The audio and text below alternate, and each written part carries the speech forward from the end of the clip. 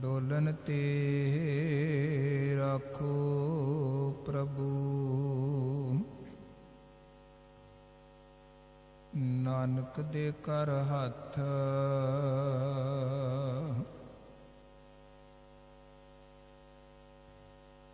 ਜੇਤਾ ਸਮੁੰਦ ਸਾਗਰ ਨੀਰ ਭਰਿਆ।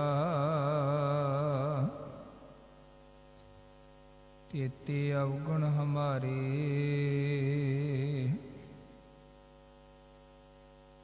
ਦਇਆ ਕਰੋ ਕਿਛ ਮਿਹਰ ਉਪਾਵੋ। ਡੁੱਬਦੇ ਪੱਥਰ ਤਾਰੇ ਜੀੜਾ ਅਗਨ ਬਰਾਬਰ ਤਪੈ।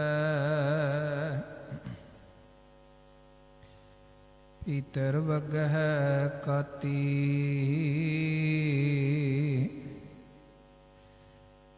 ਪ੍ਰਣਵਤ ਨਾਨਕ ਹੁਕਮ ਪਛਾਣੈ। ਸੁਖ ਹੋਵੈ ਦਿਨ ਰਾਤੀ ਪ੍ਰਣਵਤ ਨਾਨਕ ਹੁਕਮ ਪਛਾਣੈ।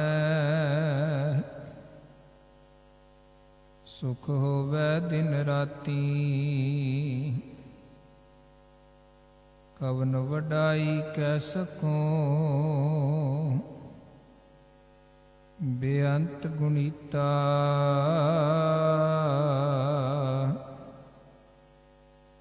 ਕਰ ਕਿਰਪਾ ਮੋਹਿ ਨਾਮ ਦੇਹੋ। ਨਾਨਕ ਦਰਸ ਰੀਤਾ ਕਰ ਕਿਰਪਾ ਮੋਹਿ ਨਾਮ ਦੇਹੋ। ਨਾਨਕ ਦਰਸ ਰੀਤਾ।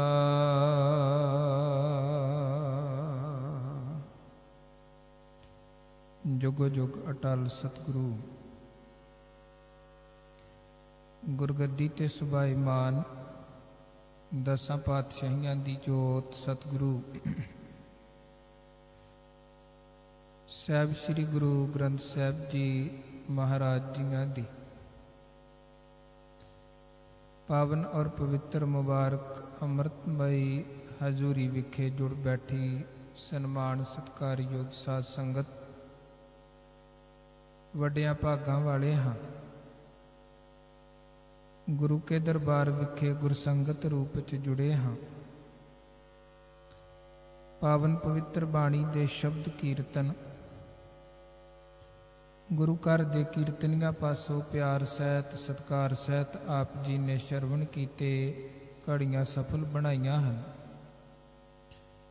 ਕੀਰਤਨ ਤੋਂ ਉਪਰੰਤ ਆਓ ਗੁਰਬਾਣੀ ਵਿਚਾਰ ਦੀ ਸਾਂਝ ਪਾਈਏ।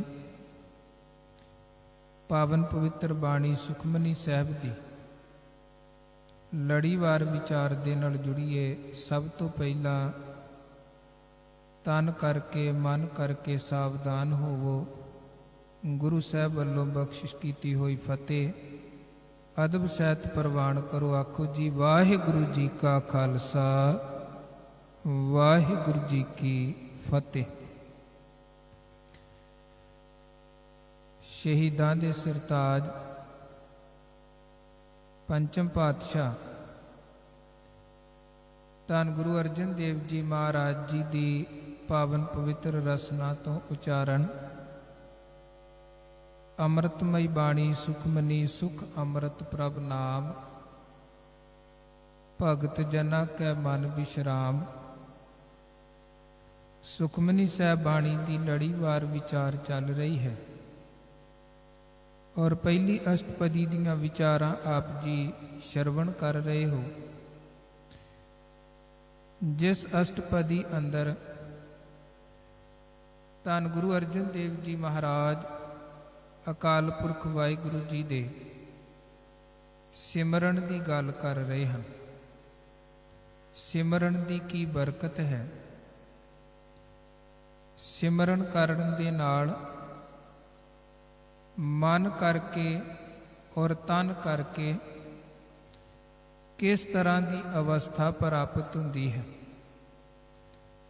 ਕਿਵੇਂ ਸਿਮਰਨ ਦੀ ਬਰਕਤ ਸਦਕਾ ਮਨੁੱਖ ਸੰਸਾਰ ਦੇ ਭੈ ਤੋਂ ਵੀ ਮੁਕਤ ਹੁੰਦਾ ਹੈ ਔਰ ਜਮਾਂ ਦਾ ਭੈ ਵੀ ਮਨ ਤੋਂ ਮੁੱਕਦਾ ਹੈ ਸਿਮਰਨ ਦੀ ਬਰਕਤ ਦੇ ਨਾਲ। ਅੱਜ ਦੇ ਪਾਵਨ ਪਵਿੱਤਰ ਬਚਨਾਂ ਅੰਦਰ ਧੰਨ ਗੁਰੂ ਅਰਜਨ ਦੇਵ ਜੀ ਮਹਾਰਾਜ ਫਰਮਾਨ ਕਰਦੇ ਹਨ, ਪ੍ਰਭ ਕੋ ਸਿਮਰੈ ਸੇ ਧਨਵੰਤੇ, ਪ੍ਰਭ ਕੋ ਸਿਮਰੈ ਸੇ ਪਤਵੰਤੇ। ਭਾਵ ਜਿਹੜੇ ਅਕਾਲ ਪੁਰਖ ਵਾਹਿਗੁਰੂ ਦੇ ਸਿਮਰਨ 'ਚ ਜੁੜਦੇ ਹਨ ਉਹ ਧਨ ਵਾਲੇ ਬਣਦੇ ਹਨ। ਭਾਵ ਸਿਮਰਨ 'ਚ ਜੁੜਿਆਂ ਧਨ ਦੀ ਵੀ ਜੀਵਨ ਅੰਦਰ ਕੋਈ ਕਮੀ ਨਹੀਂ ਰਹਿੰਦੀ। ਔਰ ਪਤਵੰਤੇ ਦਾ ਭਾਵ ਹੈ ਪਤ ਭਾਵ ਇੱਜ਼ਤ, ਇੱਜ਼ਤ ਵੀ ਮਿਲਦੀ ਹੈ। ਹੁਣ ਧਨ ਕਮਾਉਣ ਦੇ ਲਈ ਤੇ ਸੰਸਾਰ ਅੰਦਰ ਇੱਜ਼ਤ ਕਮਾਉਣ ਦੇ ਲਈ ਲੋਕ ਕਈ ਪ੍ਰਕਾਰ ਦੇ ਯਤਨ ਕਰਦੇ ਹਨ, ਕਿਉਂਕਿ ਧਨ ਵੀ ਸਾਡੇ ਜੀਵਨ ਦੀ ਜ਼ਰੂਰਤ ਹੈ ਤੇ ਸਮਾਜ 'ਚ ਰਹਿੰਦਿਆਂ ਹੋਇਆਂ ਬੰਦੇ ਦਾ ਇੱਜ਼ਤ ਮਾਣ ਹੋਣਾ ਵੀ ਬਹੁਤ ਜ਼ਰੂਰੀ ਹੈ। ਇੱਜ਼ਤ ਮਾਣ ਹੋਣਾ ਵੀ ਜ਼ਰੂਰੀ ਹੈ। ਮਹਾਰਾਜ ਕਹਿੰਦੇ ਤੈਨੂੰ ਧਨ ਦੀ ਵੀ ਕੋਈ ਕਮੀ ਨਹੀਂ ਰਹੇਗੀ ਔਰ ਇੱਜ਼ਤ ਮਾਣ ਵੀ ਸੰਸਾਰ ਅੰਦਰ ਹੋਏਗਾ। ਪਰ ਦੋਵੇਂ ਚੀਜ਼ਾਂ ਮਿਲਣਗੀਆਂ ਕਦੋਂ? ਜਦੋਂ ਤੂੰ ਅਕਾਲ ਪੁਰਖ ਵਾਹਿਗੁਰੂ ਦੇ ਨਾਮ ਦੇ ਨਾਲ ਜੁੜੇਗਾ। ਇੱਕ ਜਗ੍ਹਾ ਬਾਣੀ ਅੰਦਰ ਮਹਾਰਾਜ ਸੱਚੇ ਪਾਤਸ਼ਾਹ ਜੀ ਦੇ ਬਚਨ ਹਨ, ਕਹਿੰਦੇ ਅਤ ਸੁੰਦਰ ਕਲੀਨ ਚਤਰ ਮੁਖ ਗਿਆਨੀ ਧਨਵੰਤ। ਕੋਈ ਬੰਦਾ ਅਤ ਸੁੰਦਰ ਬਹੁਤ ਸੋਹਣਾ ਹੋਏ ਔਰ ਉੱਚੀ ਕੁੱਲ ਚੰਗੀ ਬਰਾਦਰੀ ਦੇ ਨਾਲ ਵੀ ਸੰਬੰਧ ਰੱਖਦਾ ਹੋਏ, ਗਿਆਨ ਵੀ ਬੰਦੇ ਦੇ ਕੋਲ ਹੋਏ, ਸਿਆਣਪ ਵੀ ਹੋਏ, ਧਨ ਵੀ ਹੋਏ। ਭਾਵ ਇਹ ਪੰਜ ਦੀਆਂ ਪੰਜ ਚੀਜ਼ਾਂ ਕਿਸੇ ਕੋਲ ਹੋਣ, ਧਨ ਵੀ ਹੋਏ, ਬਾਹਰੀ ਤੌਰ ਤੇ ਸਿਆਣਪਾਂ ਵੀ ਹੋਣ, ਚੰਗੀ ਬਰਾਦਰੀ ਵੀ ਹੋਏ ਔਰ ਸੁੰਦਰਤਾ ਵੀ ਹੋਏ, ਇੱਜ਼ਤ ਵੀ ਹੋਏ। ਪਰ ਮਹਾਰਾਜ ਕਹਿੰਦੇ ਜੇ ਅਕਾਲ ਪੁਰਖ ਵਾਹਿਗੁਰੂ ਦਾ ਨਾਮ ਉਹਦੇ ਜੀਵਨ 'ਚ ਨਹੀਂ ਹੈ, ਜੇ ਪ੍ਰਭ ਕੀ ਪ੍ਰੀਤ ਉਹਦੇ ਜੀਵਨ 'ਚ ਨਹੀਂ ਹੈ, ਦੁਨਿਆਵੀ ਤੌਰ ਤੇ ਭਾਵੇਂ ਉਹਨੇ ਇਹ ਵਸਤੂਆਂ ਪ੍ਰਾਪਤ ਕਰ ਲਈਆਂ ਨੇ ਪਰ ਉਹ ਰੱਬ ਦੀ ਨਜ਼ਰ ਦੇ ਵਿੱਚ ਕਬੂਲ ਨਹੀਂ ਹੈ। ਸੰਸਾਰੀ ਤੌਰ ਤੇ ਅਸੀਂ ਕਹਿ ਸਕਦੇ ਹਾਂ ਉਹ ਬੰਦਾ ਜਿਉਂਦਾ ਹੈ, ਪਰ ਜਦੋਂ ਆਪਾਂ ਗੁਰੂ ਨੂੰ ਪੁੱਛਦੇ ਮਹਾਰਾਜ ਤੁਸੀਂ ਦੱਸੋ ਐਸਾ ਮਨੁੱਖ ਤੁਹਾਡੀ ਨਜ਼ਰ ਦੇ ਵਿੱਚ ਕੈਸਾ ਹੈ, ਤੇ ਅੱਗੋਂ ਸਤਿਗੁਰੂ ਕੀ ਉੱਤਰ ਦਿੰਦੇ ਹਨ ਮੁਰਦਾ। ਮਹਾਰਾਜ ਕਹਿੰਦੇ ਉਹ ਮੁਰਦਾ ਹੈ। ਜੇ ਰੱਬ ਦੀ ਯਾਦ, ਰੱਬ ਦੀ ਪ੍ਰੀਤ ਜ਼ਿੰਦਗੀ ਦੇ ਵਿੱਚ ਨਹੀਂ ਹੈ, ਬੇਸ਼ੱਕ ਦੁਨੀਆ ਦਾ ਸਾਰਾ ਕੁਝ ਬੰਦਾ ਖੱਟ ਵਿਹਾਜ ਲਵੇ ਪਰ ਫਿਰ ਵੀ ਉਹ ਮੁਰਦੇ ਤੋਂ ਵੱਧ ਕੇ ਕੁਝ ਨਹੀਂ ਜੇ।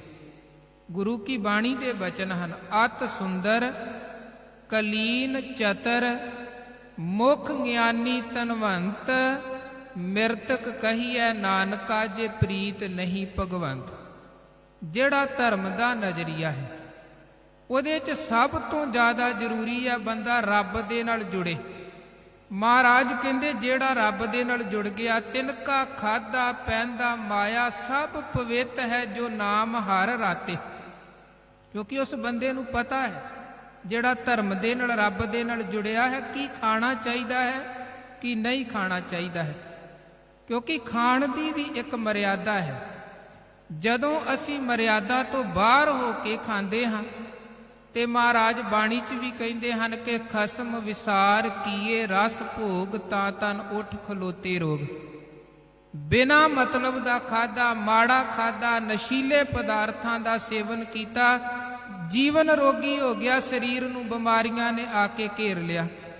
ਫਿਰ ਬੰਦਾ ਕਹਿੰਦਾ ਹੈ ਜੀ ਹੁਣ ਭਾਈ ਸਾਹਿਬ ਕੋਈ ਅਰਦਾਸ ਕਰੋ ਮੈਂ ਤੰਦਰੁਸਤ ਹੋ ਜਾਵਾਂ। ਜਦੋਂ ਪਹਿਲਾਂ ਗੁਰੂ ਸਮਝਾਉਂਦੇ ਸਨ ਕਿ ਤੂੰ ਖਾਣ ਦੇ ਵਿੱਚ ਮਰਿਆਦਾ ਬਣਾ ਕੇ ਰੱਖ, ਤੂੰ ਬਿਮਾਰ ਹੀ ਕੋਈ ਨਹੀਂ ਹੋਏਗਾ, ਉਦੋਂ ਬੰਦਾ ਕਹਿੰਦਾ ਸੀ ਮੈਂ ਕਿਸੇ ਰੱਬ ਨੂੰ, ਧਰਮ ਨੂੰ, ਗੁਰੂ ਨੂੰ ਨਹੀਂ ਮੰਨਦਾ। ਮਹਾਰਾਜ ਕਹਿੰਦੇ ਅੱਗੋਂ ਦੇ ਜੇ ਚੇਤੀ ਹੈ ਤਾਂ ਕਾਇਤ ਮਿਲੈ ਸਜਾਏ। ਆਪਾਂ ਵੇਖੋ ਬਾਅਦ ਚ ਸੁਚੇਤ ਅੱਖਾਂ ਸਾਡੀਆਂ ਉਦੋਂ ਖੁੱਲਦੀਆਂ ਨੇ ਜਦੋਂ ਪਾਣੀ ਪੁਲ ਥੱਲਿਓਂ ਲੰਘ ਚੁੱਕਿਆ ਹੁੰਦਾ ਹੈ। ਜੇ ਬੰਦਾ ਪਹਿਲਾਂ ਖਾਣ ਦੀ ਮਰਿਆਦਾ ਬਣਾ ਕੇ ਚੱਲੇ ਤੇ ਬਿਮਾਰੀ ਸਰੀਰ ਨੂੰ ਨਹੀਂ ਲੱਗਦੀ।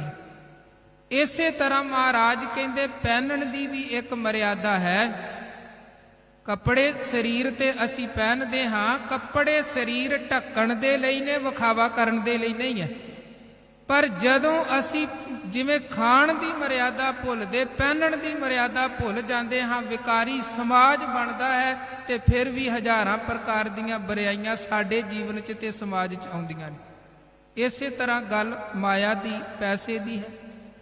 ਹਰ ਬੰਦਾ ਪੈਸਾ ਕਮਾਉਣਾ ਚਾਹੁੰਦਾ ਹੈ, ਪਰ ਮਹਾਰਾਜ ਕਹਿੰਦੇ ਇੱਕ ਹੈ ਧਰਮ ਦੇ ਨਜ਼ਰੀਏ ਦੇ ਨਾਲ ਕਮਾਉਣਾ, ਈਮਾਨ ਵਾਲਾ ਕਮਾਉਣਾ, ਇੱਕ ਹੈ ਬੇਈਮਾਨੀ ਕਰਕੇ ਕਮਾਉਣਾ।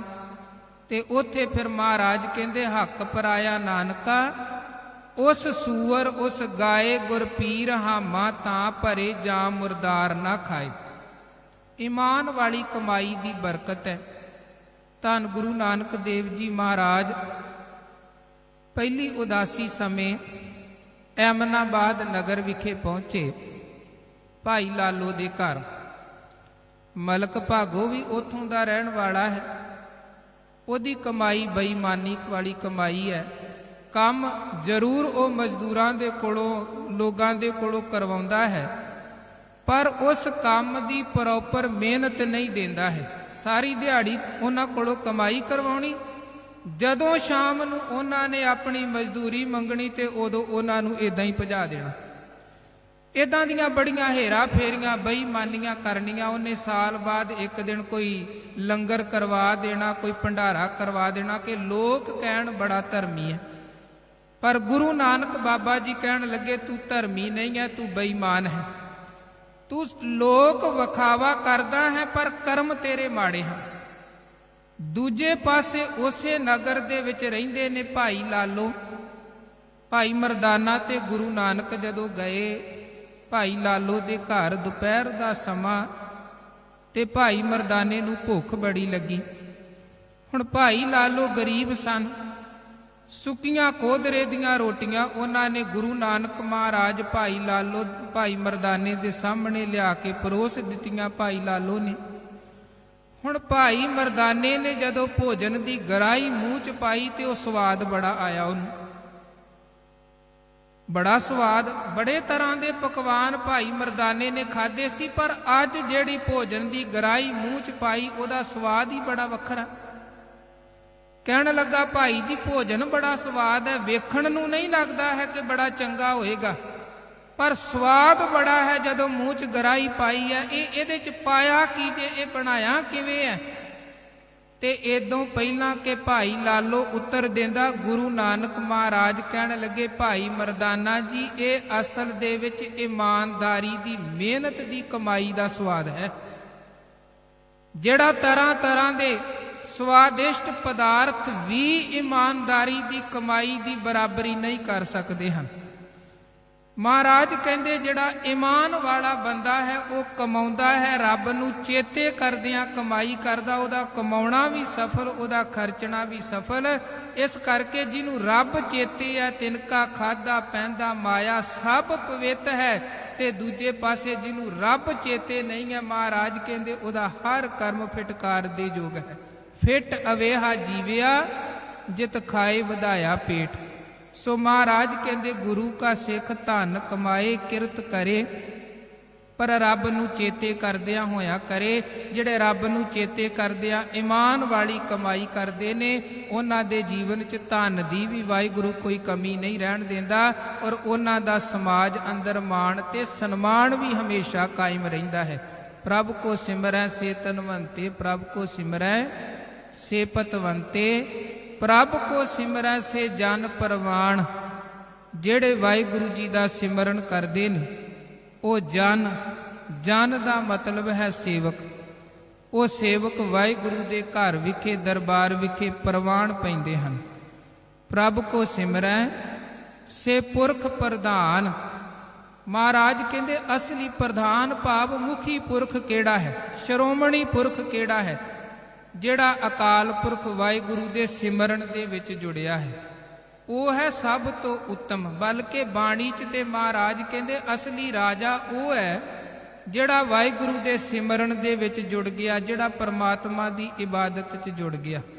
ਪ੍ਰਭ ਕੋ ਸਿਮਰੈ ਸੇ ਪੁਰਖ ਪ੍ਰਧਾਨ, ਪ੍ਰਭ ਕੋ ਸਿਮਰੈ ਸੇ ਬੇਮੋਤਾਜੇ। ਜਿਹੜੇ ਅਕਾਲ ਪੁਰਖ ਵਾਹਿਗੁਰੂ ਦਾ ਸਿਮਰਨ ਕਰਦੇ ਨੇ ਉਹਨਾਂ ਨੂੰ ਕਿਸੇ ਦੀ ਮੁਤਾਜੀ ਨਹੀਂ ਰਹਿੰਦੀ ਹੈ। ਭਾਵ ਉਹਨਾਂ ਨੂੰ ਬੰਦਿਆਂ ਦੇ ਅੱਗੇ ਹੱਥ ਅੱਡਣ ਦੀ ਲੋੜ ਨਹੀਂ ਪੈਂਦੀ ਹੈ, ਉਹਨਾਂ ਦੀ ਬੰਦਿਆਂ ਤੇ ਟੇਕ ਨਹੀਂ ਰਹਿੰਦੀ ਹੈ। ਉਹ ਟੇਕ ਕੇਵਲ ਇੱਕ ਅਕਾਲ ਪੁਰਖ ਵਾਹਿਗੁਰੂ ਦੀ ਰੱਖ ਕੇ ਜਿਉਂਦੇ ਨੇ, ਹੋਰ ਕਿਸੇ ਦੂਜੀ ਸੰਸਾਰ ਦੀ ਟੇਕ ਪਿੱਛੇ ਨਹੀਂ ਭਟਕਦੇ ਹਨ। ਬੇਮੁਤਾਜ ਹੋ ਕੇ ਉਹ ਜਿਉਂਦੇ ਹਨ, ਬੇਪਰਵਾਹ ਹੋ ਕੇ ਉਹ ਜਿਉਂਦੇ ਹਨ।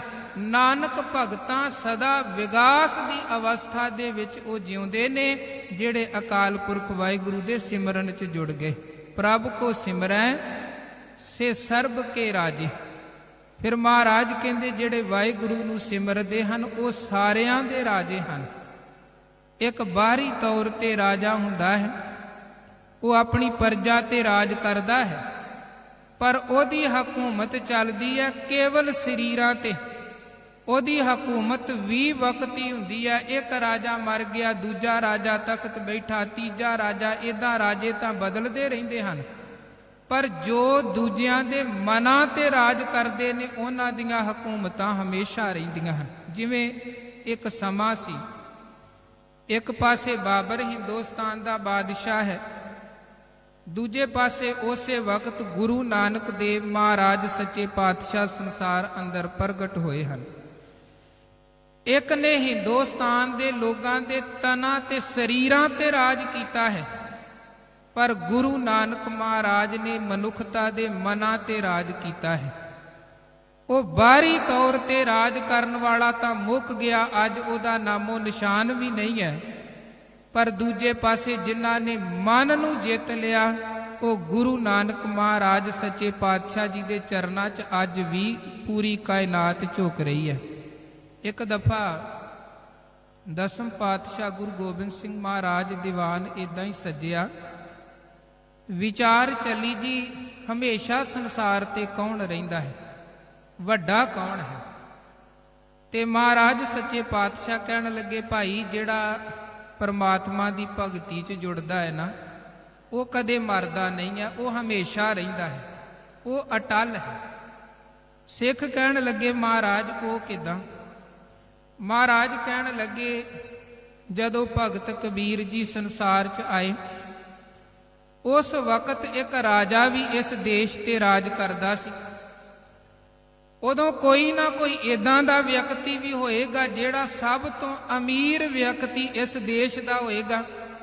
ਕਹਿਣ ਲੱਗੇ, ਮਹਾਰਾਜ ਜ਼ਰੂਰ। ਸਤਿਗੁਰੂ ਕਹਿਣ ਲੱਗੇ, ਫਿਰ ਦੱਸੋ ਜਦੋਂ ਕਬੀਰ ਸਾਹਿਬ ਆਏ ਸਨ ਤੇ ਉਦੋਂ ਇੱਥੇ ਰਾਜਾ ਕਿਹੜਾ ਸੀ? ਇਹ ਦੱਸੋ ਉਦੋਂ ਹਿੰਦੁਸਤਾਨ ਦਾ ਸਭ ਤੋਂ ਅਮੀਰ ਬੰਦਾ ਕਿਹੜਾ ਸੀ? ਉਹ ਕਹਿਣ ਲੱਗੇ, ਜੀ ਨਾ ਰਾਜੇ ਦਾ ਪਤਾ ਤੇ ਨਾ ਅਮੀਰ ਦਾ ਪਤਾ ਹੈ। ਮਹਾਰਾਜ ਕਹਿਣ ਲੱਗੇ, ਵੇਖੋ ਜਿਨਨੇ ਭਗਤੀ ਕੀਤੀ, ਜਿਨੇ ਪਰਮਾਤਮਾ ਨੂੰ ਚੇਤੇ ਕੀਤਾ, ਉਹਦਾ ਅੱਜ ਵੀ ਸੰਸਾਰ ਨੂੰ ਚੇਤਾ, ਉਹਦਾ ਰਹਿੰਦੀ ਦੁਨੀਆ ਤੱਕ ਵੀ ਸੰਸਾਰ ਨੂੰ ਚੇਤਾ ਰਵੇਗਾ। ਮਾਇਆ ਧਾਰੀ ਨੂੰ ਵੀ ਲੋਕ ਭੁਲਾ ਦਿੰਦੇ ਨੇ ਤੇ ਬਾਹਰੀ ਤੌਰ ਤੇ ਤਖਤ ਧਾਰੀ ਨੂੰ ਵੀ ਲੋਕ ਭੁਲਾ ਦਿੰਦੇ ਹਨ। ਇਸ ਕਰਕੇ ਮਤ ਸਮਝੋ ਕਿ ਉਹ ਰਾਜਾ ਹੈ, ਅਸਲੀ ਰਾਜਾ ਤੇ ਭਗਤ ਹੈ, ਜਿਹੜਾ ਦੂਜਿਆਂ ਦੇ ਮਨ ਜਿੱਤਦਾ ਹੈ ਔਰ ਆਪਣਾ ਮਨ ਅਕਾਲ ਪੁਰਖ ਵਾਹਿਗੁਰੂ ਨੂੰ ਸਮਰਪਿਤ ਕਰਦਾ ਹੈ। ਮਹਾਰਾਜ ਕਹਿੰਦੇ, ਪ੍ਰਭ ਕੋ ਸਿਮਰੈ ਸੇ ਸਰਬ ਕੇ ਰਾਜੇ। ਜਿਹੜੇ ਅਕਾਲ ਪੁਰਖ ਵਾਹਿਗੁਰੂ ਨੂੰ ਜਪਦੇ ਨੇ ਉਹ ਸਾਰਿਆਂ ਦੇ ਰਾਜੇ, ਹਰ ਤਰ੍ਹਾਂ ਦੇ ਲੋਕ ਉਹਨਾਂ ਦੇ ਚਰਨਾਂ ਦੇ ਵਿੱਚ ਆ ਕੇ ਝੁਕਦੇ ਹਨ। ਪ੍ਰਭ ਕੋ ਸਿਮਰੈ ਸੇ ਸੁਖ ਵਾਸੀ। ਜਿਹੜੇ ਅਕਾਲ ਪੁਰਖ ਪਰਮੇਸ਼ਰ ਦਾ ਸਿਮਰਨ ਕਰਦੇ ਹਨ ਉਹ ਹਮੇਸ਼ਾ ਸੁੱਖ 'ਚ ਜਿਉਂਦੇ ਹਨ, ਕਿਉਂਕਿ ਵਾਹਿਗੁਰੂ ਦੇ ਸਿਮਰਨ ਦੇ ਵਿੱਚ ਸੁੱਖ ਹੈ। ਇਸ ਬਾਣੀ ਦੀਆਂ ਰਹਾਉ ਦੀਆਂ ਪੰਕਤੀਆਂ 'ਚ ਆਪਾਂ ਪੜ੍ਹਿਆ ਹੈ ਕਿ ਸੁਖ ਮਨੀ ਸੁਖ ਅੰਮ੍ਰਿਤ ਪ੍ਰਭ ਨਾਮ। ਜਿਹੜੇ ਅੰਮ੍ਰਿਤ ਪ੍ਰਭ ਨਾਮ ਦੇ ਨਾਲ ਜੁੜ ਗਏ ਸੇ ਸੁਖ ਵਾਸੀ, ਉਹ ਹਮੇਸ਼ਾ ਸੁਖੀ ਹਨ। ਪ੍ਰਭ ਕੋ ਸਿਮਰੈ ਸਦਾ ਅਬਿਨਾਸ਼ੀ। ਫਿਰ ਮਹਾਰਾਜ ਕਹਿੰਦੇ, ਜਿਹੜੇ ਮਾਲਕ ਜੀ ਨੂੰ ਸਿਮਰਦੇ ਉਹ ਅਬਿਨਾਸ਼ੀ ਹਨ, ਭਾਵ ਉਹ ਕਦੇ ਖਤਮ ਨਹੀਂ ਹੁੰਦੇ, ਉਹ ਵਡਿਆਈਆਂ ਕਰਕੇ ਹਮੇਸ਼ਾ ਸੰਸਾਰ 'ਚ ਰਹਿੰਦੇ ਹਨ। ਹੁਣ ਸਿਮਰਨ 'ਚ ਜੁੜਦੇ ਕਿਹੜੇ ਹਨ? ਸਿਮਰਨ ਤੇ ਲਾਗੇ ਜਿਨ ਆਪ ਦਿਆਲਾ। ਪਾਤਸ਼ਾਹ ਕਹਿੰਦੇ ਉਹ ਜੀਵ ਅਕਾਲ ਪੁਰਖ ਵਾਹਿਗੁਰੂ ਦੇ ਸਿਮਰਨ 'ਚ ਜੁੜਦੇ ਜੇ ਜਿਨ੍ਹਾਂ ਤੇ ਦਾਤਾ ਆਪ ਦਇਆ ਕਰਦਾ, ਰਹਿਮਤ ਕਰਦਾ। ਸਿਮਰਨ ਦੀ ਦਾਤ ਵੀ ਵਾਹਿਗੁਰੂ ਦੀ ਦਇਆ ਮੇਰ ਤੋਂ ਬਿਨਾ ਪ੍ਰਾਪਤ ਨਹੀਂ ਹੁੰਦੀ ਹੈ। ਸਿਮਰਨ ਤੇ ਲਾਗੇ ਜਿਨ ਆਪ ਦਿਆਲਾ, ਨਾਨਕ ਜਨ ਕੀ ਮੰਗੈ ਰਵਾਲਾ। ਤੇ ਜਿਨ੍ਹਾਂ ਤੇ ਵਾਹਿਗੁਰੂ ਦੀ ਦਇਆ ਵਰਤੀ, ਮਾਲਕ ਨੇ ਤੁਰਠ ਕੇ ਨਾਮ ਦੀ ਦਾਤ ਬਖਸ਼ ਦਿੱਤੀ। ਸਿਮਰਨ ਦੇ ਧਾਰੀ ਜਿਹੜੇ ਬਣ ਗਏ, ਨਾਨਕ ਜਨ ਕੀ ਮੰਗੈ ਰਵਾਲਾ। ਮਹਾਰਾਜ ਕਹਿੰਦੇ ਉਹਨਾਂ ਰੱਬੀ ਪਿਆਰਿਆਂ ਦੀ ਚਰਨ ਧੂੜ ਅਸੀਂ ਮੰਗਦੇ ਹਾਂ। ਦਾਤਾ ਜੀ ਰਹਿਮਤ ਕਰਕੇ ਸਿਮਰਨ ਵਾਲਿਆਂ ਦੀ ਚਰਨ ਧੂੜ ਸਾਨੂੰ ਬਖਸ਼ ਦਵੋ। ਪ੍ਰਭ ਕੋ ਸਿਮਰੈ ਸੇ ਪਰਉਪਕਾਰੀ। ਜਿਹੜੇ ਵਾਹਿਗੁਰੂ ਨੂੰ ਸਿਮਰਦੇ ਹਨ, ਸਿਮਰਨ ਕਰਕੇ ਮਨੁੱਖ ਦੇ ਸੁਭਾਅ 'ਚ ਗੁਣ ਆਉਂਦੇ ਹਨ। ਸੁਭਾਅ 'ਚ ਨਿਮਰਤਾ ਆਉਂਦੀ ਹੈ, ਸੁਭਾਅ 'ਚ ਦਇਆ ਆਉਂਦੀ ਹੈ, ਪਰਉਪਕਾਰ ਆਉਂਦਾ ਹੈ। ਸਿਮਰਨ ਕਰਨ ਵਾਲਾ ਬੰਦਾ ਕੇਵਲ ਆਪਣੇ ਲਈ ਨਹੀਂ ਜਿਉਂਦਾ ਹੈ, ਕੇਵਲ ਆਪਣੇ ਪਰਿਵਾਰ ਦੇ ਲਈ ਨਹੀਂ ਜਿਉਂਦਾ ਹੈ, ਉਹ ਮਨੁੱਖਤਾ ਦੇ ਲਈ ਜਿਉਂਦਾ ਹੈ। ਉਹ ਦੂਜੇ ਦੇ ਦੁੱਖ ਤੇ ਦਰਦ ਨੂੰ ਆਪਣਾ ਦੁੱਖ ਤੇ ਦਰਦ ਸਮਝਦਾ ਹੈ। ਮਹਾਰਾਜ ਕਹਿੰਦੇ ਸਿਮਰਨ ਵਾਲੇ ਦੇ ਅੰਦਰ ਅਤ ਦੀ ਨਿਮਰਤਾ ਤੇ ਪਰਉਪਕਾਰ ਆ ਜਾਂਦਾ। ਉਹ ਸਾਰੀ ਜ਼ਿੰਦਗੀ ਭਾਈ ਕਨ੍ਹਈਆ ਸਾਹਿਬ ਦੀ ਤਰ੍ਹਾਂ, ਭਾਈ ਨੰਦ ਲਾਲ ਜੀ ਦੀ ਤਰ੍ਹਾਂ, ਧੰਨ ਗੁਰੂ ਨਾਨਕ ਦੇਵ ਜੀ ਮਹਾਰਾਜ ਜੀ ਦੀ ਤਰ੍ਹਾਂ ਉਹ ਦੂਜਿਆਂ ਦੇ ਭਲੇ ਦੇ ਵਿੱਚ ਹੀ ਆਪਣਾ ਜੀਵਨ ਲਗਾ ਦਿੰਦਾ ਹੈ, ਜਿਹੜਾ ਵਾਹਿਗੁਰੂ ਦੇ ਸਿਮਰਨ 'ਚ ਜੁੜ ਗਿਆ। ਮਹਾਰਾਜ ਕਹਿੰਦੇ ਪ੍ਰਭ ਕੋ ਸਿਮਰੈ ਸੇ ਪਰਉਪਕਾਰੀ, ਪ੍ਰਭ ਕੋ ਸਿਮਰੈ ਤਿਨ ਸਦ ਬਲਿਹਾਰੀ। ਜਿਹੜੇ ਮਾਲਕ ਨੂੰ ਸਿਮਰਦੇ ਹਨ ਉਹਨਾਂ ਤੋਂ ਅਸੀਂ ਬਲਿਹਾਰ ਕੁਰਬਾਨ ਜਾਂਦੇ ਹਾਂ। ਹਉ ਕੁਰਬਾਨੈ ਜਾਉ ਮਿਹਰਬਾਨਾ, ਹਉ ਕੁਰਬਾਨੈ ਜਾਉ, ਹਉ ਕੁਰਬਾਨੈ ਜਾਉ ਤਿਨਾ ਕੇ ਲੈਣ ਜੋ ਤੇਰਾ ਨਾਉ, ਲੈਣ ਜੋ ਤੇਰਾ ਨਾਉ ਤਿਨਾ ਕੇ ਹਉ ਸਦ ਕੁਰਬਾਨੈ ਜਾਉ। ਇਹ ਮੇਰੇ ਦਾਤਾ ਜਿਹੜੇ ਤੁਹਾਡੇ ਸਿਮਰਨ 'ਚ ਜੁੜ ਗਏ ਉਹਨਾਂ ਤੋਂ ਅਸੀਂ ਬਲਿਹਾਰ ਕੁਰਬਾਨ ਜਾਂਦੇ ਹਾਂ। ਪ੍ਰਭ ਕੋ ਸਿਮਰੈ ਸੇ ਮੁਖ ਸੁਹਾਵੇ। ਜਿਹੜੇ ਵਾਹਿਗੁਰੂ ਨੂੰ ਸਿਮਰਦੇ ਮਹਾਰਾਜ ਕਹਿੰਦੇ ਉਹ ਸੋਹਣੇ ਮੁਖ ਵਾਲੇ ਹਨ। ਸੁਖਮਨੀ ਸਾਹਿਬ 'ਚ ਇੱਕ ਜਗ੍ਹਾ ਅੱਗੇ ਜਾ ਕੇ ਧੰਨ ਗੁਰੂ ਅਰਜਨ ਸਾਹਿਬ ਨੇ ਬਚਨ ਕਹੇ ਹਨ। ਮਹਾਰਾਜ ਕਹਿੰਦੇ ਹਰ ਕੇ ਨਾਮ ਬਿਨਾ ਤਨ ਅੰਧ, ਮੁਖ ਆਵਤ ਤਾਂ ਕੈ ਦੁਰਗੰਧ। ਜਿਹੜੇ ਵਾਹਿਗੁਰੂ ਦੇ ਨਾਮ ਤੋਂ ਟੁੱਟੇ, ਮਹਾਰਾਜ ਕਹਿੰਦੇ ਉਹਨਾਂ ਦੇ ਮੂੰਹ ਤੋਂ ਸਾਨੂੰ ਬਦਬੂ ਆਉਂਦੀ ਹੈ, ਜਿਹੜੇ ਸਿਮਰਨ ਤੋਂ ਟੁੱਟੇ ਹਨ। ਇੱਕ ਜਗ੍ਹਾ ਧੰਨ ਬਾਬਾ ਫਰੀਦ ਸਾਹਿਬ ਦੇ ਬਚਨ ਕਹਿੰਦੇ ਫਰੀਦਾ ਤਿੰਨਾ ਮੁਖ ਡਰਾਵਣੇ, ਜਿਨ੍ਹਾਂ ਵਿਸਾਰਿਓ ਨਾਉ। ਜਿਨ੍ਹਾਂ ਨੇ ਰੱਬ ਦੇ ਨਾਂ ਨੂੰ ਭੁਲਾਇਆ, ਬਾਬਾ ਫਰੀਦ ਜੀ ਕਹਿੰਦੇ ਉਹਨਾਂ ਦੇ ਮੂੰਹ ਸਾਨੂੰ ਬੜੇ ਡਰਾਉਣੇ ਪ੍ਰਤੀਤ ਹੁੰਦੇ ਹਨ, ਕਿਉਂਕਿ ਉਹਨਾਂ ਦਾ ਕੋਈ ਪਤਾ ਨਹੀਂ ਹੈ। ਜਿਹੜੇ ਸਾਰਾ ਕੁਝ ਬਖਸ਼ਣ ਵਾਲੇ ਰੱਬ ਨੂੰ ਭੁਲਾ ਕੇ ਬੈਠੇ ਹਨ, ਉਹ ਸਾਡੇ ਨਾਲ ਵੀ ਕਿਸੇ ਵਕਤ ਵੀ ਧੋਖਾ, ਛਲ ਤੇ ਫਰੇਬ ਕਰ ਸਕਦੇ ਨੇ। ਐਸੇ ਲੋਕਾਂ ਦੇ ਕੋਲੋਂ ਡਰ ਕੇ ਹੀ ਰਹਿਣਾ ਚਾਹੀਦਾ ਹੈ। ਫਰੀਦਾ ਤਿੰਨਾ ਮੁਖ ਡਰਾਵਣੇ, ਜਿਨ੍ਹਾਂ ਵਿਸਾਰਿਓ ਨਾਉ। ਇੱਥੇ ਦੁੱਖ ਕਨੇਰਿਆਂ ਅੱਗੇ ਠੌਰ ਨਾ ਠਾਉ। ਉਹ ਕਹਿੰਦੇ ਰੱਬ ਤੋਂ ਟੁੱਟਿਆ ਹੋਇਆ ਮਾੜੇ ਮੂੰਹ ਵਾਲਿਆਂ ਨੂੰ ਇੱਥੇ ਵੀ ਦੁੱਖ ਤੇ ਅੱਗੇ ਵੀ ਦੁੱਖ ਸਹਿਣੇ ਪੈਂਦੇ ਹਨ। ਪਰ ਜਿਹੜੇ ਜੁੜੇ ਹਨ ਨਾਨਕ ਤੇ ਮੁਖ ਉਜਲੇ ਕੇਤੀ ਛੁੱਟੀ ਨਾਲ, ਉਹ ਸੋਹਣੇ ਮੁਖ ਵਾਲੇ ਹਨ ਜਿਹੜੇ ਵਾਹਿਗੁਰੂ ਨੂੰ ਧਿਆਉਂਦੇ ਹਨ। ਪ੍ਰਭ ਕੋ ਸਿਮਰੈ ਸੇ ਮੁਖ ਸੁਹਾਵੇ, ਪ੍ਰਭ ਕੋ ਸਿਮਰੈ ਤਿਨ ਸੂਖ ਬਿਹਾਵੈ। ਉਹਨਾਂ ਦੇ ਜੀਵਨ ਅੰਦਰ ਹਮੇਸ਼ਾ ਹੀ ਸੁੱਖ ਬਣਿਆ ਰਹਿੰਦਾ ਹੈ ਜਿਹੜੇ ਮਾਲਕ ਜੀ ਦੇ ਸਿਮਰਨ 'ਚ ਜੁੜਦੇ ਹਨ। ਪ੍ਰਭ ਕੋ ਸਿਮਰੈ ਤਿਨ ਆਤਮ ਜੀਤਾ। ਜਿਹੜੇ ਵਾਹਿਗੁਰੂ ਨੂੰ ਸਿਮਰਦੇ, ਮਹਾਰਾਜ ਕਹਿੰਦੇ ਉਹ ਆਪਣੇ ਆਤਮ ਨੂੰ, ਆਪਣੇ ਮਨ ਨੂੰ ਜਿੱਤ ਲੈਂਦੇ ਹਨ। ਤੇ ਮਨ ਨੂੰ ਜਿੱਤਣ ਦਾ ਭਾਵ ਕੀ ਹੈ? ਮਨ ਦਾ ਇੱਕ ਸੁਭਾਅ ਹੈ, ਵਾਰ-ਵਾਰ ਨੀਵੇਂ ਪਾਸੇ ਨੂੰ ਜਾਣਾ, ਬੁਰਾਈਆਂ ਵਾਲੇ ਪਾਸੇ ਨੂੰ ਜਾਣਾ, ਅਵਗੁਣਾਂ ਵਾਲੇ ਪਾਸੇ ਨੂੰ ਜਾਣਾ, ਵਿਕਾਰਾਂ ਵਾਲੇ ਪਾਸੇ ਨੂੰ ਜਾਣਾ। ਪਰ ਜਿਹੜੇ ਆਪਣੇ ਮਨ ਨੂੰ ਜਿੱਤ ਲੈਂਦੇ ਹਨ, ਭਾਵ ਉਹ ਮਨ ਨੂੰ ਕਾਬੂ 'ਚ ਕਰ ਲੈਂਦੇ ਹਨ, ਫਿਰ ਉਹਨਾਂ ਦਾ ਮਨ ਬੁਰਾਈਆਂ, ਵਿਕਾਰਾਂ ਤੇ ਅਵਗੁਣਾਂ ਵਾਲੇ ਪਾਸੇ ਨਹੀਂ ਜਾਂਦਾ। ਉਹਨਾਂ ਦਾ ਮਨ ਹਮੇਸ਼ਾ ਚੰਗਿਆਈਆਂ, ਗੁਣਾਂ ਤੇ ਚੰਗੇ ਕਰਮਾਂ ਵਾਲੇ ਪਾਸੇ ਨੂੰ ਜਾਂਦਾ ਹੈ। ਉਹ ਮਨ ਜਿੱਤਿਆ ਕਿੱਦਾਂ ਜਾ ਸਕਦਾ ਹੈ? ਮਹਾਰਾਜ ਦੇ ਬਚਨ ਹਨ, ਮਨ ਲੋਚੈ ਬੁਰਾਈਆਂ, ਗੁਰ ਸ਼ਬਦੀ ਇਹ ਮਨ ਹੋ ਰਹੀ ਹੈ। ਅਕਾਲ ਪੁਰਖ ਵਾਹਿਗੁਰੂ ਦੇ ਸਿਮਰਨ ਤੇ ਗੁਰੂ ਦੇ ਸ਼ਬਦ ਦੇ ਨਾਲ ਜੁੜ ਕੇ ਹੀ ਮਨ ਨੂੰ ਜਿੱਤਿਆ ਜਾ ਸਕਦਾ ਹੈ। ਪ੍ਰਭ ਕੋ ਸਿਮਰੈ ਤਿਨ ਆਤਮ ਜੀਤਾ। ਜਿਹੜੇ ਵਾਹਿਗੁਰੂ ਜੀ ਦਾ ਸਿਮਰਨ ਕਰਦੇ ਹਨ ਉਹ ਆਪਣੇ ਆਪ ਨੂੰ, ਆਪਣੇ ਮਨ ਨੂੰ ਜਿੱਤ ਲੈਂਦੇ ਹਨ। ਪ੍ਰਭ ਕੋ ਸਿਮਰੈ ਤਿਨ ਨਿਰਮਲ ਰੀਤਾ। ਨਿਰਮਲ ਰੀਤਾ ਦਾ ਭਾਵ ਹੈ ਉਹਨਾਂ ਦਾ ਜੀਵਨ ਜਿਉਣ ਦਾ ਜਿਹੜਾ ਤਰੀਕਾ ਹੈ, ਵੇ ਆਫ ਲਾਈਫ, ਉਹ ਬਹੁਤ ਨਿਰਮਲ, ਬਹੁਤ ਸੋਹਣਾ, ਬਹੁਤ ਚੰਗਾ ਬਣ ਜਾਂਦਾ ਹੈ। ਜਿਹੜੇ ਵਾਹਿਗੁਰੂ ਦੇ ਸਿਮਰਨ ਦੇ ਵਿੱਚ ਆਪਣੇ ਆਪ ਨੂੰ ਜੋੜ ਲੈਂਦੇ ਹਨ, ਜਿਹੜੇ ਸਿਮਰਨ ਕਰਦਿਆਂ ਹੋਇਆਂ ਜੀਵਨ ਤੇ ਜ਼ਿੰਦਗੀ ਬਤੀਤ ਕਰਦੇ ਹਨ, ਨਿਰਮਲ ਜੀਵਨ ਵਾਲੇ, ਉਹਨਾਂ ਦਾ ਜੀਵਨ ਦੀ ਨਿਰਮਲਤਾਈ ਕੇਵਲ ਬਾਹਰ ਦਾ ਵਿਖਾਵਾ ਨਹੀਂ ਹੁੰਦੀ ਹੈ। ਤਾਂ ਜਿਵੇਂ ਗੁਰੂ ਅਮਰਦਾਸ ਮਹਾਰਾਜ ਕਹਿੰਦੇ, ਦੋ ਤਰ੍ਹਾਂ ਦੇ ਲੋਕ ਹਨ ਸੰਸਾਰ ਅੰਦਰ। ਇੱਕ ਉਹ ਜਿਹੜੇ ਅੰਦਰੋਂ ਮੈਲੇ ਹਨ, ਬਾਹਰੋਂ ਨਿਰਮਲ ਹੋਣ ਦਾ ਵਿਖਾਵਾ ਕਰਦੇ ਹਨ। ਜੀਉ ਮੈਲੇ, ਬਾਹਰੋਂ ਨਿਰਮਲ। ਸੰਸਾਰ ਸਾਹਮਣੇ ਏਦਾਂ ਵਿਚਰਨਗੇ ਸਮਾਜ ਦੇ ਵਿੱਚ ਜਿਵੇਂ ਬੜੇ ਚੰਗੇ ਹੋਣ, ਪਰ ਅੰਦਰ ਨੀਅਤ ਮਾੜੀ ਹੈ, ਬਿਰਤੀ ਮਾੜੀ ਹੈ, ਕਰਮ ਮਾੜੇ ਹਨ। ਇੱਕ ਉਹ ਹਨ ਜਿਹੜੇ ਜੀਉ ਨਿਰਮਲ, ਬਾਹਰੋਂ ਨਿਰਮਲ, ਸਤਿਗੁਰ ਤੇ ਕਰਨੀ ਕਮਾਣੀ, ਜਿਹੜੇ ਅੰਦਰੋਂ ਵੀ ਚੰਗੇ ਹਨ, ਬਾਹਰੋਂ ਵੀ ਚੰਗੇ ਹਨ। ਮਨ ਸਾਚਾ, ਮੁਖ ਸਾਚਾ ਸੋਏ। ਜਿਹੜੇ ਮਨ ਕਰਕੇ ਵੀ ਸੱਚੇ, ਜਿਹੜੇ ਮੁਖ ਕਰਕੇ ਵੀ ਸੱਚੇ ਹਨ। ਹੁਣ ਜਿਹੜੇ ਤੇ ਅੰਦਰੋਂ ਮੈਲੇ ਤੇ ਬਾਹਰੋਂ ਨਿਰਮਲ ਹਨ, ਭਾਵ ਅੰਦਰ ਮੈਲ ਬਾਹਰ ਵਿਖਾਵਾ ਹੈ, ਉਹਨਾਂ ਬਾਰੇ ਤੇ ਮਹਾਰਾਜ ਕਹਿੰਦੇ, ਤਿੰਨੀ ਜਨਮ ਜੂਵੈ ਹਾਰਿਆ, ਇਹ ਤ੍ਰਿਸ਼ਨਾ ਵੱਡਾ ਰੋਗ ਲੱਗਾ, ਮਰਨ ਮਨੋਂ ਵਿਸਾਰਿਆ। ਉਹ ਆਪਣੀ ਜ਼ਿੰਦਗੀ ਦੀ ਬਾਜੀ ਬਰਬਾਦ ਕਰ ਲੈਂਦੇ, ਜੀਵਨ ਬਰਬਾਦ ਕਰ ਲੈਂਦੇ ਹਨ।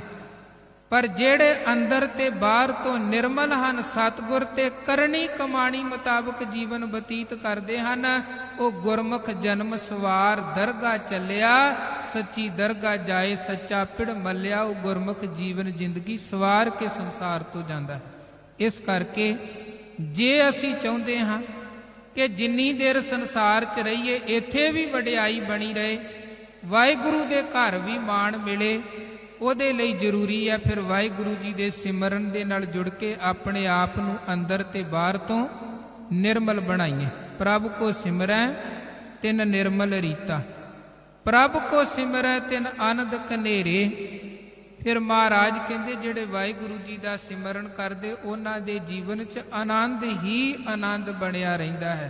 ਕੋਈ ਚਿੰਤਾ, ਝੋਰਾ, ਫਿਕਰ, ਪਰੇਸ਼ਾਨੀ ਉਹਨਾਂ ਦੇ ਮਨ 'ਚ ਨਹੀਂ ਹੁੰਦੀ, ਕਿਉਂਕਿ ਉਹ ਵਾਹਿਗੁਰੂ ਦੀ ਟੇਕ ਰੱਖ ਕੇ ਜਿਉਂਦੇ ਹਨ।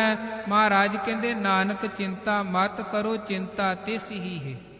ਜਿਹਦੇ ਮਨ 'ਚ ਇਹ ਭਰੋਸਾ ਹੋਵੇ ਕਿ ਮੇਰੀ ਚਿੰਤਾ ਤੇ ਰੱਬ ਕਰ ਰਿਹਾ, ਮੈਨੂੰ ਕਿਹੜੀ ਗੱਲ ਦੀ ਚਿੰਤਾ ਕਰਨ ਦੀ ਲੋੜ ਹੈ, ਉਹ ਬੰਦਾ ਫਿਰ ਪਰੇਸ਼ਾਨੀਆਂ 'ਚ ਨਹੀਂ ਉਲਝਦਾ ਹੈ। ਉਹ ਆਨੰਦ ਖੇੜੇ ਤੇ ਵਿਗਾਸ ਦੇ ਵਿੱਚ ਜੀਵਨ ਬਤੀਤ ਕਰਦਾ ਹੈ। ਮਹਾਰਾਜ ਕਹਿੰਦੇ, ਪ੍ਰਭ ਕੋ ਸਿਮਰੈ ਬਸੇ ਹਰ ਨੇਰੇ।